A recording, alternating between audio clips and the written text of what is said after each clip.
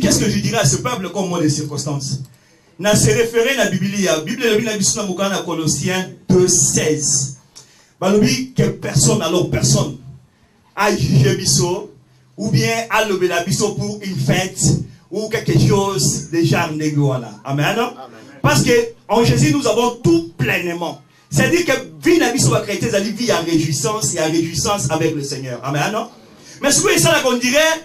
Bah, de l'autre côté, pourquoi pas nous autres qui sont aussi autres alikat na Yesu Masia. Amen. Il y a un ensemble qui sont que non, cette année, tout sangana et sikamoko, mi balé na mi balé, to solo la malamu, to partager repas, to partager ma quotidien na biso kat na mariage. Amen. Tout en restant dans la réalité publique. Voilà pourquoi, bien aimé dans le Seigneur, na telemi liboso na bino pona koyebisa bino susu welcome lelo ezali likambo ya couple mibale na mibale tango arche telemaki bakitaki pe mibale na mibale. Amen. Lelo nous sommes dans l'âge par excellence de Yesu Masia. En Jésus nous allons nous réjouir, nous allons partager l'expérience d'Abisso et nous allons sortir dans la joie parce qu'il est au milieu de nous. Vraiment on est acquis moins circonstances. Welcome, bonne fête à tous. Amen. 15 minutes, oh yo pasteur Daniel a coupé sa biso, tamazali ko telema, tu peux te les soucier sur vous.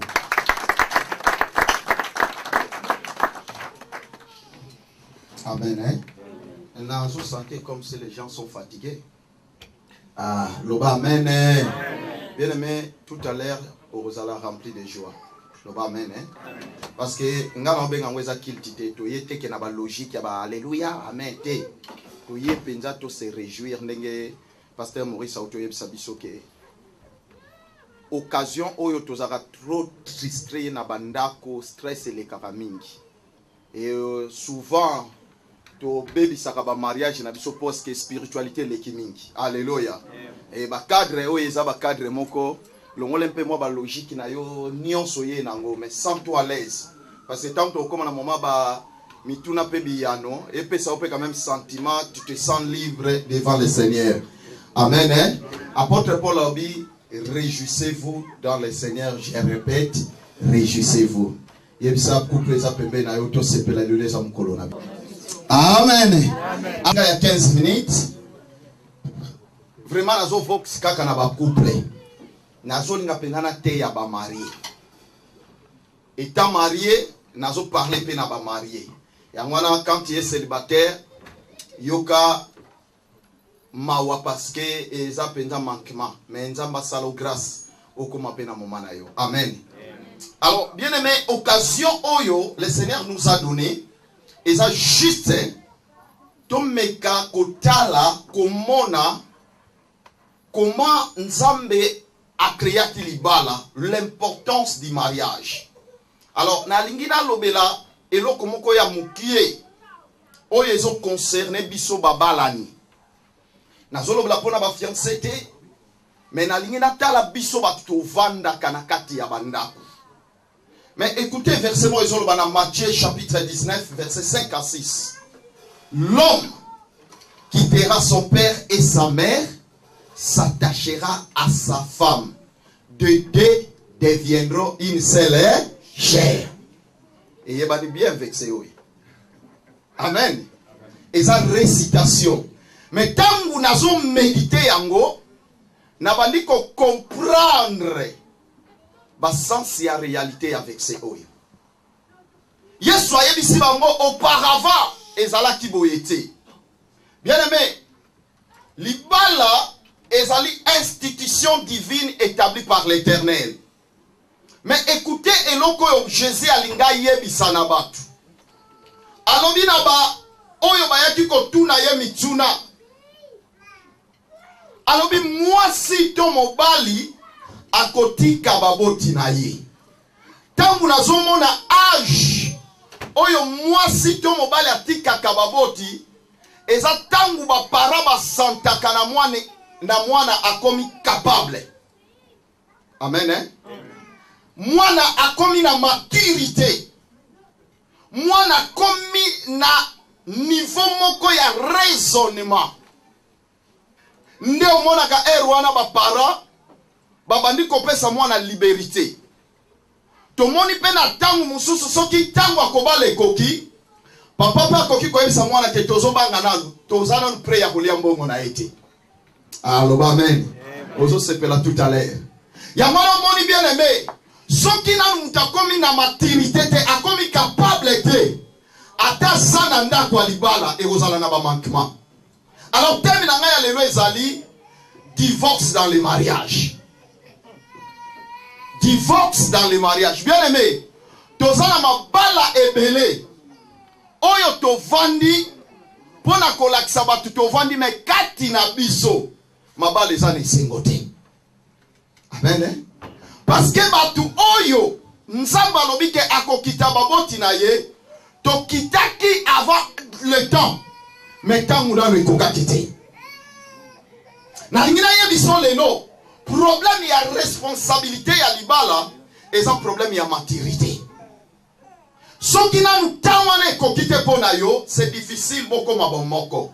C'est-à-dire oyo mwasa alongwe na ngambu na ye mobali alongwe na ngambu na ye lokola baza batu moko matire ba comprendre eloko balingi basala tangu bakosangana tangu tozoloba nzoto moko chair moko, c'est-à-dire leur pensée leur makanisi ezokoma bon moko parce que quand il y a la maturité dans le mariage.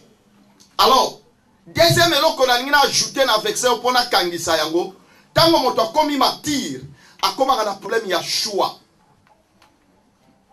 Et comment mina mokanda ya Cantique des Cantiques chapitre 3. Bible lobi était je cherche celui que mon cœur aime. Alléluia. Nazoluka oyo motema nanga elingaka. Bien aimé, tangu nazo méditer de vexé on a monique tozana problème biso ba génération o tozobala. Je bénis Dieu tangu nazo mona papa ben, nzamba pambolo papa avec notre maman. Alléluia. Bien aimé, prions l'Éternel que biso pe ba jeune marié to tendre ba niveau o tozokenda. Pourquoi aujourd'hui nous trouvons des divorces dans nos mariages? Pourquoi aujourd'hui mariage est comme eloko yo et ont reflété sous ce combo ya Bible na katité? Tout simplement bien aimé parce que katina biso la matrice donc l'âge oyo bakore ko libérer biso ekokana nuti. Alléluia. Yango moni na intitulé moi exhortation nga divorce dans les mariages. Bien aimé okoki ko vanda na mutute soki olingaka ete. Tala tozobala te parce que nga nazangi mukanda. Nazobala te parce que nasepelisa ndeko oyo. Mais nazobala parce que mutuana na lingaka ye. Quelque chose qui vient dans mon cœur. Tala, yango moni bien aimé soko bali na bas prétexte, na bas sentiment bien aimé, okomona bozo vanda na ndaku ya libala, ezala batu basala ba mbula na ba mbula, nanu babenga ye chéri. Pona nini mutuana lingaka ete. Alléluia. Yango nde makamuto solo la lelo. Tala, ovandaka obimaka nona libanda ozana alliance. Mais laisse-moi te dire, ozo sala no semblant, mais nzoka na kati osufraka na yo. Alléluia. Na moni ba maman o ba kola bazalaki koyebisa biso, Na vandi kaka pona bana na mais soki pona bana na tendesi na kena mais ça divorce. Divorce c'est ça nini? Divorce c'est ça que séparer entre l'homme et la femme baso sangana lisusu te. Yango divorce. Mais combien de couples? Alléluia. Combien de couples basala des années, ba mois, ba semaines, croyant que basa ba marié or que basa ba divorcé mais dans les mariages. On a parfois fait baloba na raté. Malobi qui n'a marié. Alléluia. Bien aimé, c'est le problème, il y a aimé. Ezana batumususu envia kayo, mais aliga kayote. Parce que le mot aimer est lié na affection. Quand il n'y a plus l'affection, l'amour ne sera plus là. Amen. Hein? Bien aimé, un poto toi un problème. Hein? Alléluia. Au monde à Moutoualobi, en tout cas, papa, moi, Sinanga, je l'aime beaucoup pour faire plaire aux gens. Mais intérieurement, Liba les a koufa. Amen. Hein? Liba les koufa. Tala, na azwa chance ya usolana de komora lobi na ba loi. So que au vandi na moi si sous 3 mois, bo sanganité, donc au senga divorce. Alléluia. Mais bien aimé, mobali azu tambola na ba souci, mais na motema soki ba tourner, est-ce que tu aimes ta femme? Oh ma femme c'est mon cœur. C'est mon cœur dans la bouche, mais ce n'est pas dans le cœur. Parce que moto yo lingaka. Bien aimé, okoyoka sonia kotambola na yete. Te tout ça la lokola ba mabala ya ba mpakate, oyo batu balobaka ke natikali kaka pona bana nanga. Natikali kaka pona batu songolo te. Bien aimé, libala eza problème a bana te, mais libala ezali yo na mwasi na ondenge bokutanelaki. Amen. Alléluia. Bien aimé, makamba koloba lelo ezebele mais nga na pesa juste une introduction. Tu comprends bien aimé, Salomon le biboy. Je cherche celui que mon cœur aime. Bien aimé, moto yo lingaka même à comme impaka okobwaka été. Tala balingaka te parce qu'il y a n'envia que na quelque chose te. Balingaka parce que mon thème na yo esepeli na ye. Yango mona ka batu mususu soki balingani famille ba kolobaki ba tiende kona biso na kisi meza kisite. Soki ba lingani batu babando benge mwasi ya monela ye mais a monela yo te. Alobana ngeza bolingo. Eza likambo motema. Alléluia. Donc aujourd'hui na sa ravi à vous. Donc il y a joie au monde couple où ils ont le plus élevé na biso peut-être ça va donc couple papa ben. Expérience na bango. Amen hein. Bien aimé na bala. Ezali kambo ya prestige te. Mais ezali kambo motema. Tala tout ça là il y a des gens qui souffrent. Ba pesa epena mitundo tala yo ba no lala na salon kokota ka suna chambre te. Il n'a pas de mots à dire. Mais na libanda omona ga sabati boni papa kuna ça va. Mais divorce c'est salama dans le mariage. Alléluia. Donc lelo tant to kokota na ba point na biso bien, on va faire sortir tous les enfants parce que les Seigneur vont faire grâce. Tout le cananu qu'est-ce biloko ni ezo sala biso que nos mariages surtout la plupart des chrétiens mabala na ngweza ya kokufa. Loba amen. Amen. Na yebisi batu surtout biso ba pasteur tozaka na problème era bible to yosimbi bible era pli tozwa molimo mosantu tochana libala makambo libala ezaka na Saint Esprit. Moko akoloba mete. Amen hein. Donc yango zoko mona tellement bonzambe leki bakoma ko botola biso basi parce que moi ça tikala ne kaka bongo parce que bonzambe leki trop. Alléluia. Place solo ba chérie je t'aime ozoyo kilango soni. Place solo yo komi alléluia. Amen. OK alléluia. Eza ki se libala te. Lobana kama kamba bien. Te to kofungula nante fo ba yangi boy babi mabango nyos. Amen hein. Donc bien aimé exhortation ngezali éviter les divorces dans les mariages. Totika ba semblant dans les mariages, mais vivons réellement les vrais mariages. Bible et le Bible. Que les mariages soient honorés de tous. Donc c'est-à-dire ceux qui na libanda bazo honorer bino ngana ebisaka batu libala eza o batu ba mona kate. Mais libala eza o mwasi na mobali bazo vivre. Alléluia. Oyo batu ba mona ka ça peut être semblant ou vrai to yebité. Mais oyo mutoiso vivre yango nde vrai libala. Tola libala 3/4 yango nde epasaka na biso na eloko oyo tozo benga bedroom. Mais 1/3 ya mariage yango nde o ba visiteur ba mona papa bon boza bien toza bien. C'est ça le mariage. Non, mais libala eza oyo bato bazo vivre. Yango na bien aimé, commençons à comprendre que bato ebele to si to kabwana mais to vivaka na bandako. Osenga na o divorce demain bizaleli na ba norme ya mariage yango te yozo vivre na kati ya libala. Lelo nzamba sunga biso to restaurer ba mabala na biso. Alléluia. Tala levons-nous, baptisons nos mariages. Ezana eloko nzamba pesa likabo kitoko te lokola libala. Yemo to alobi alobi celui qui trouve une femme trouve le bonheur. Mais si vous imaginez que yo trouve une femme mais tu trouves la malheur. Amen. Hein? C'est impossible. Parce que maturité, tant moi ça quitté, mon bal a quitté, bah para ba ordonné bino bobima, c'est-à-dire les parents ont senti que vous êtes capable.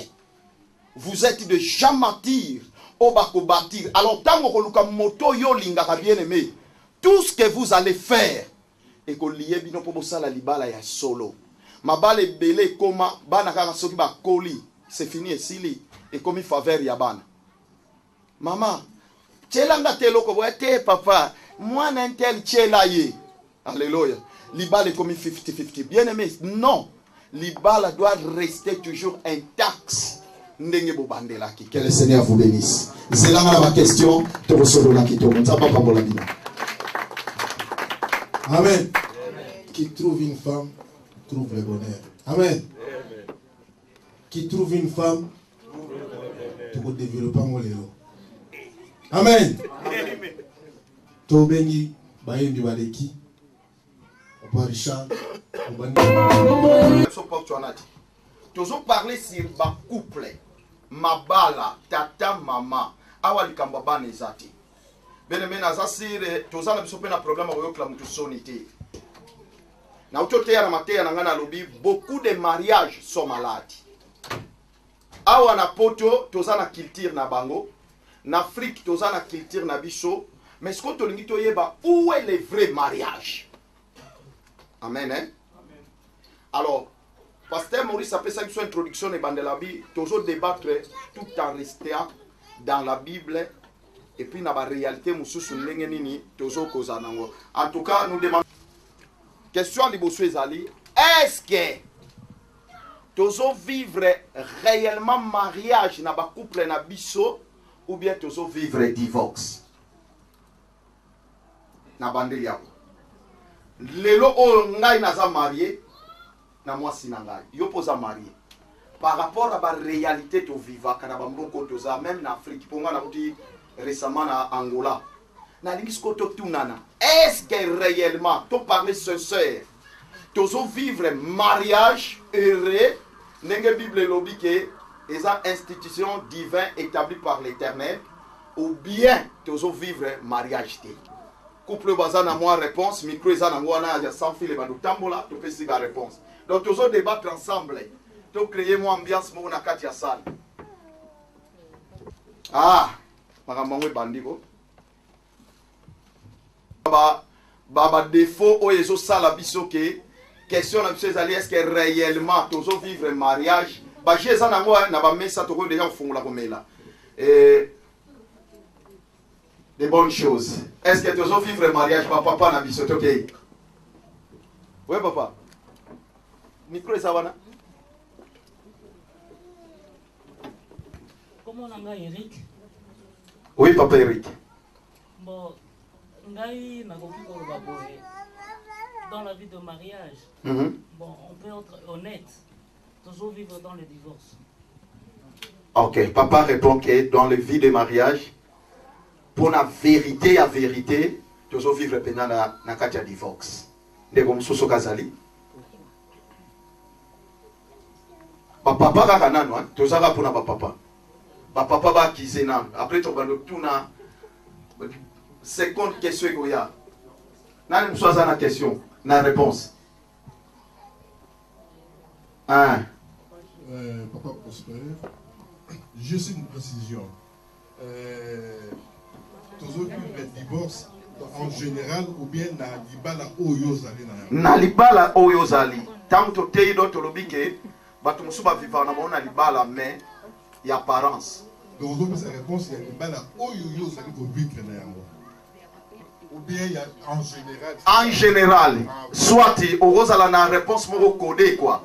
Mais au peut c'est moins indirect. Bien oyo zo vivre au go sunga pe baninga na yango parce que to za pona ko vivre to za na mboko to vivre makambo ebele to yo kaka to participaka soit oyo moko zo vivre au go bimisela ngo comme réponse il faut ça baninga pona ko sunga bango. Merci Zaiga juste cette précision. Merci papa. Pour l'enfant la débat quoi. Pesa papa nangai.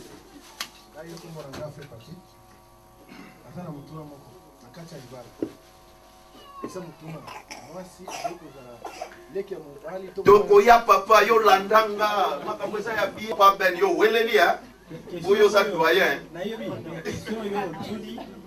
Est-ce que tu as pour vivre vrai mariage ou bien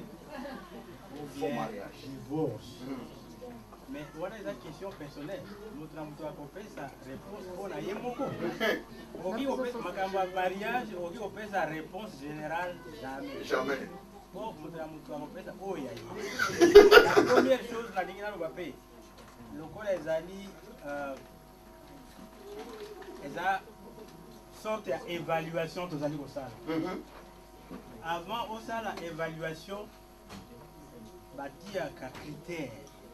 Pour ça, l'évaluation sur quelle base?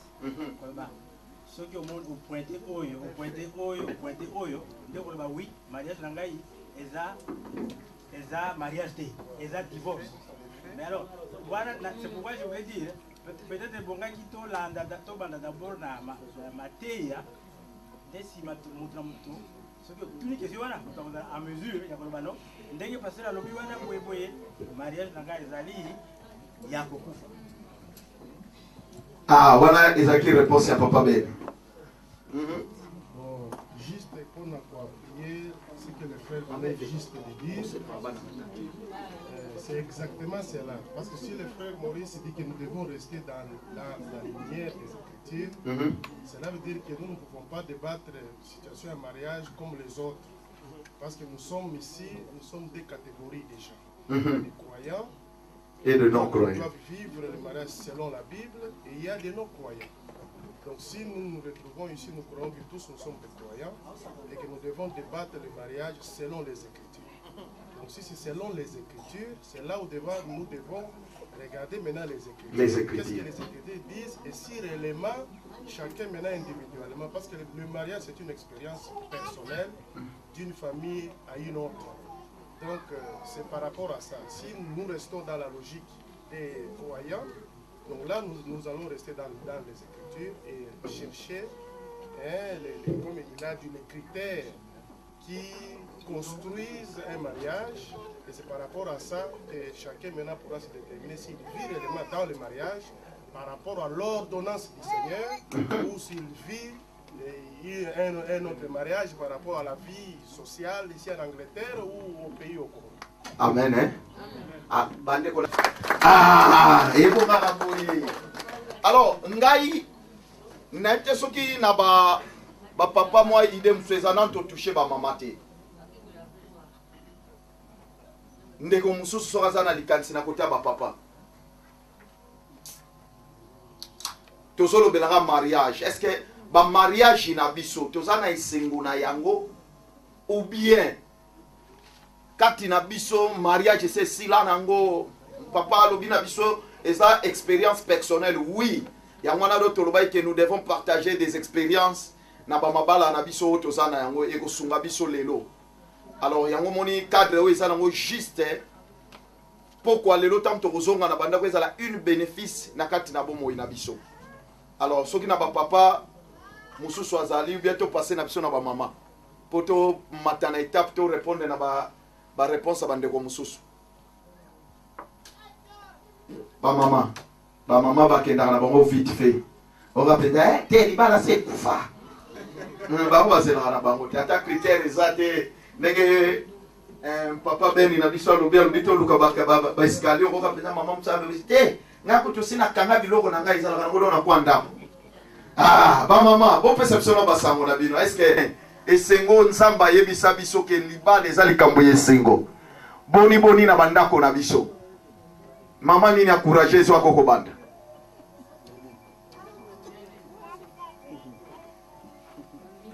ba mama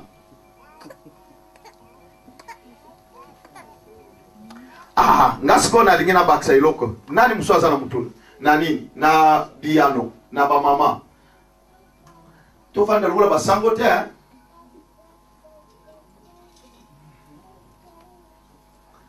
sikona keina likanisi ya papa ben likanisi za malamu to luka siko ba défaut o ezo sala ke mabale tambola bien te to meka ko etale yango nde yango ekepesa biso mayele ya koyeba est-ce que réellement ndenge kaka ezalaki. Deuxième question na ngai elinga kozala bongo parce que soki toyebi te ke mutu ayebi te ke nazo vivre bien ou bien te, c'est alors toyeba pourquoi biloko nini ezo créer biso mabale ezala bien te. Parce que normalement selon la Bible le mariage est une institution sacrée en Nzambe. Ezala na ba pakano, ezala na biso ba Kristo, ezeloko Nzamba bulisa ke bato bazala mibale. Mais sikoyo eza na ba point o ezo sala ke mabala na biso ata ba papa na biso ba comme na ba expérience. Mais il y a des choses o ezo créer biso awata na surtout na mboka na biso mikili ya poto.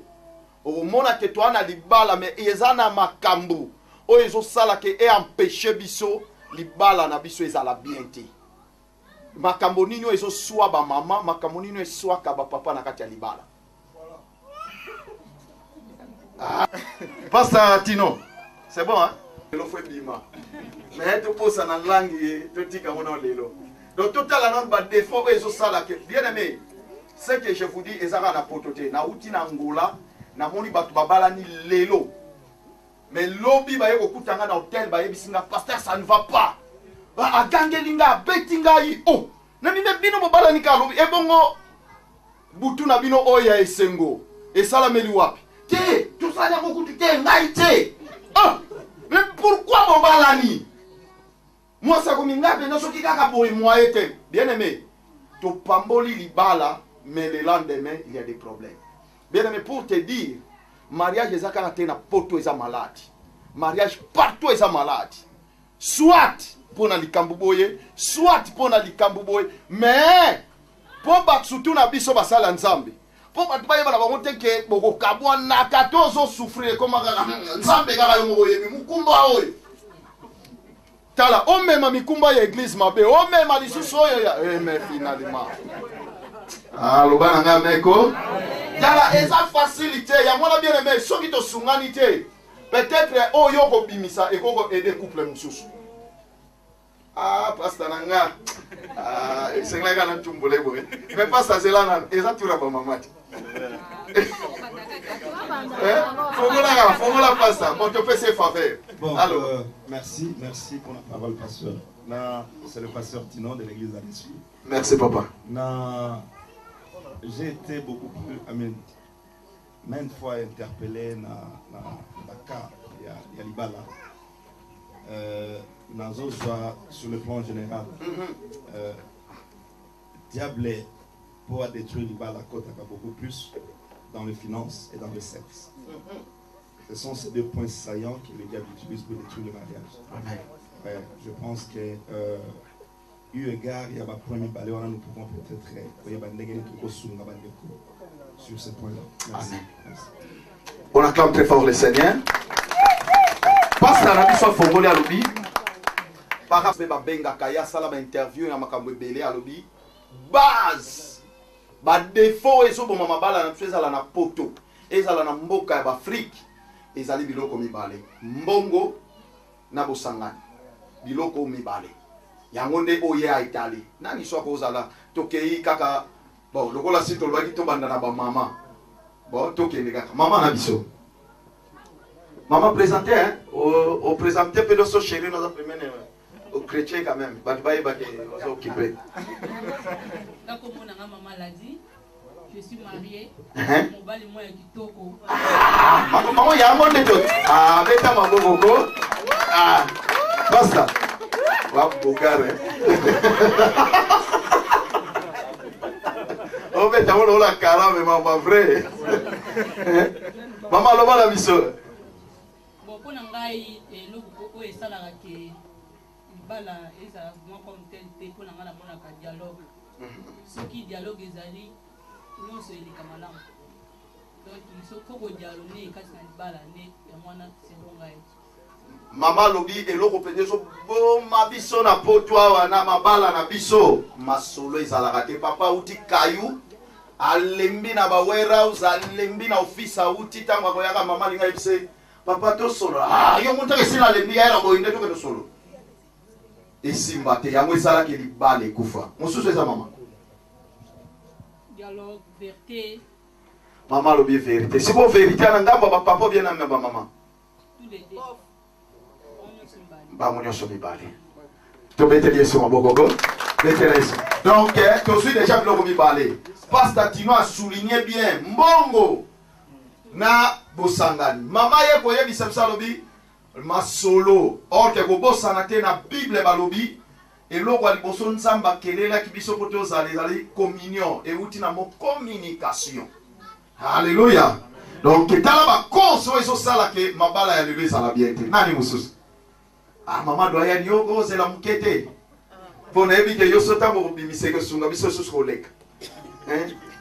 Mais loba maman nanga déjà so misimbe le micro. Maman Ben. Ah, au moins exemple là. Ah, bino mo saga na. OK. Ah, beta maboko gonde ko tala bien c'est beta no maboko. Eh. Au moins maman pas si papa ko yoka se kala maman la biso. Par exemple moi maman la kisino yanga. Oui. Mekate. Papa Beni, soit mitano na lola. Maman lela au fort. Tell you maman Ben. Na bandi aneo yo to kokukisa 32 ans de mariage. Wow! Betela Yesu maboko ko. Yeah.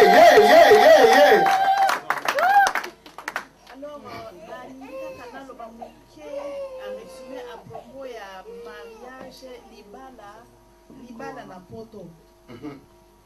Réalité oyo ekozala ekopesa vraiment makambo ekende malamu te ezali réalité oyo tozovivre na poto. Eza tout à fait différent na réalité ya pays ya mboka. Nakozwaka aspect moko peut-être nakoya kobakisa mosusu nsima.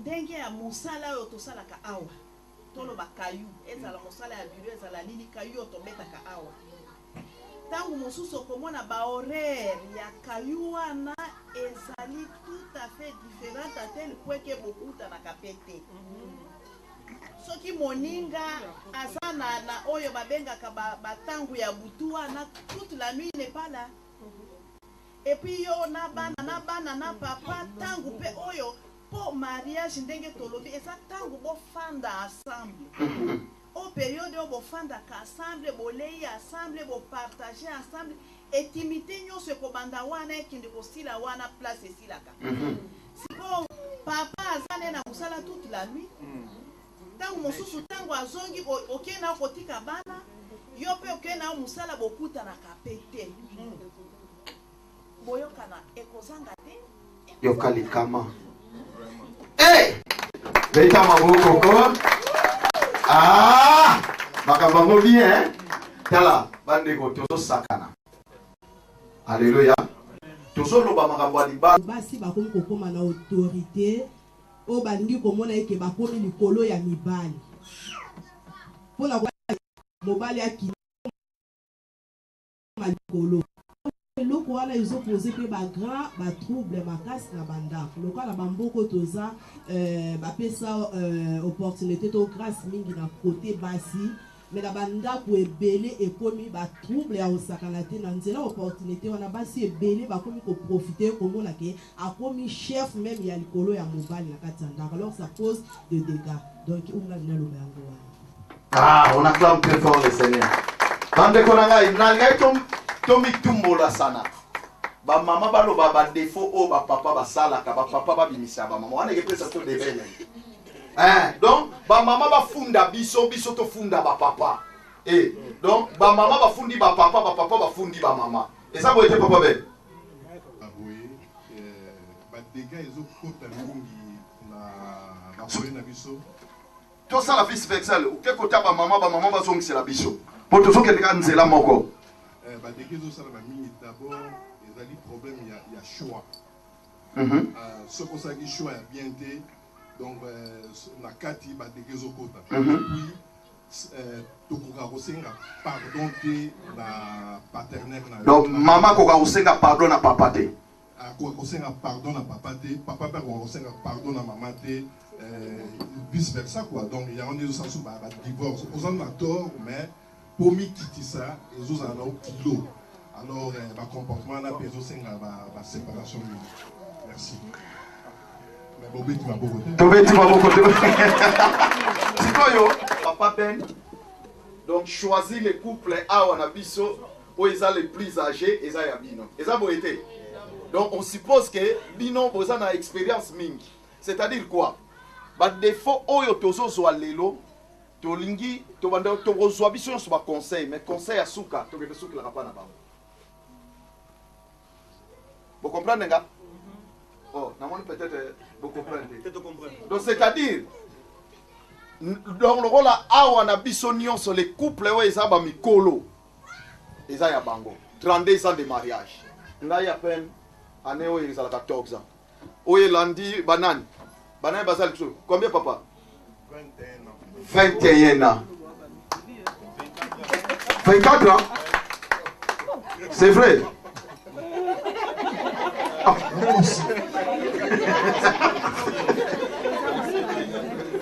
donc papa Guillaume on acclame très fort, c'est ça l'ambiance.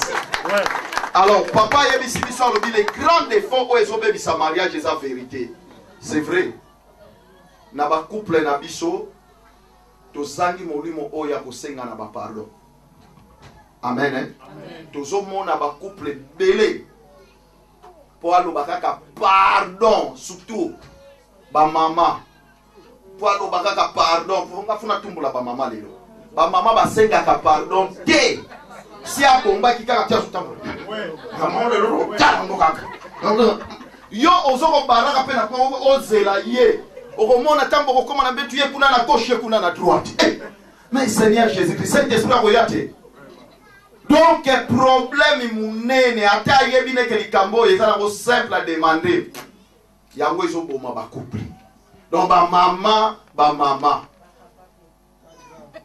donc ba mama faut pas changer na landi lisusu likambo ya mibale opa ya liboso pasteur tino alobaki alobi to on a problème moko financement na bosangani et ça ba makambo ko sérieux bandeko to so mona uma kama mikie mengana na yebisa bino ce sont des cas graves dans nos mariages amen hein?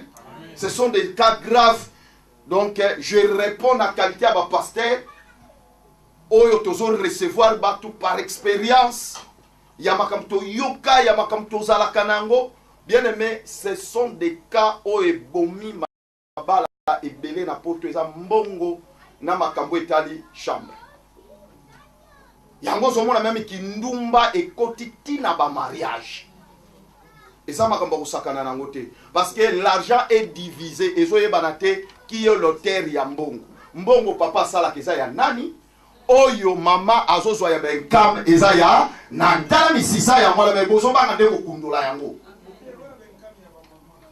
ya mama shundegi na timu lambino ba mabulu parce que tangu ba pesi ba point oyo sala ba défaut on est tobimisa ba défaut to bozongela ko lisusu parce que na yebite finance tangu ezo sala mokulu mbongo ekendaka ya nani ya mama ou bien ya papa tangu sikoyo l'état futaka batu mbongo mbongo ngweza ya nani ya mama ou bien ya famille ah babi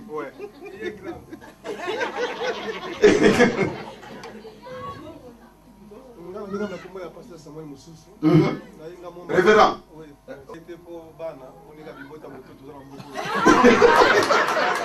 Moussousou.